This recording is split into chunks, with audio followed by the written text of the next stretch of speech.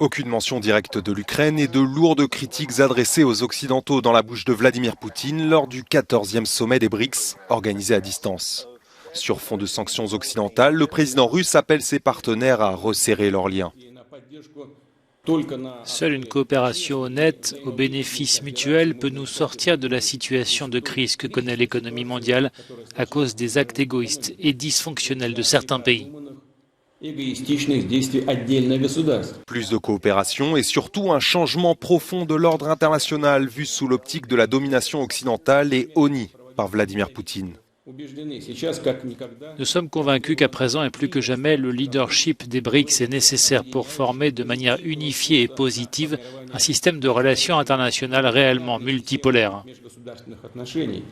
Le président chinois Xi Jinping critique lui aussi les sanctions imposées à la Russie, pointant selon ses mots les efforts entrepris par certains pays pour maintenir leur puissance politique et militaire. Outre la Chine et la Russie, les BRICS regroupent aussi l'Afrique du Sud, l'Inde et le Brésil et pèsent 42% de la population et un quart du PIB mondial. Parmi eux, seul le Brésil a émis des sanctions contre Moscou. Dans ce restaurant de la banlieue de Moscou, depuis l'intervention en Ukraine du 24 février, les affaires marchent plutôt bien. Le McDonald's voisin a fermé ses portes. Mais ce n'est pas la seule raison, selon le gérant. Le chiffre d'affaires a augmenté de 10%. Je crois que c'est parce que les gens ne parlent plus à l'étranger et dépensent davantage en Russie. Ici, pizza et pâtes sont fabriquées avec des ingrédients 100% italiens. Mais avec les sanctions internationales, il a fallu s'adapter.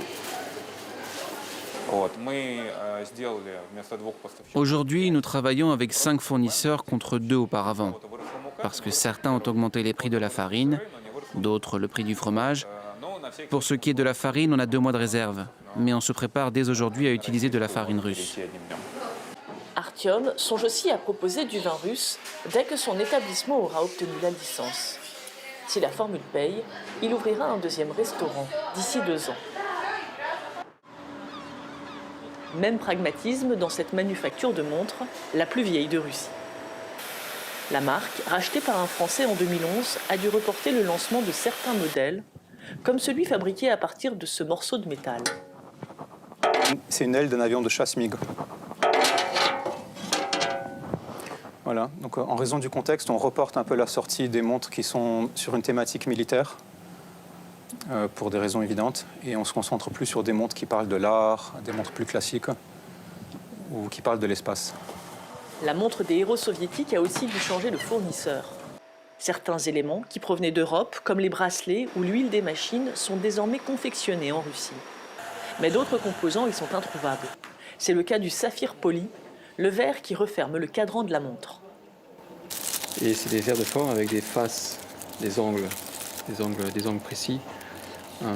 Et ça, donc c'est très difficile à trouver des fournisseurs. On a fait le pivot, le fameux pivot vers l'Asie, c'est effectué. Donc on n'a pas attendu de ne plus avoir de stock pour commencer à s'écarter. Si vendre en Occident est devenu plus compliqué, la marque peut compter sur un regain de patriotisme.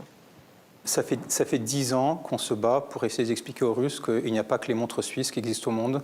Les montres russes sont aussi qualitatives, elles racontent de belles histoires. Et là, durant les 2 derniers mois, ce message passe beaucoup mieux. Outre le marché national, le fabricant vise désormais la Chine, l'Inde ou le Moyen-Orient. De quoi espère-t-il maintenir son chiffre d'affaires autour de 5,5 millions d'euros. Et si tu as aimé cette vidéo, n'hésite pas à la partager avec tes amis, à nous laisser un like et à t'abonner à la chaîne si tu ne l'as pas encore fait.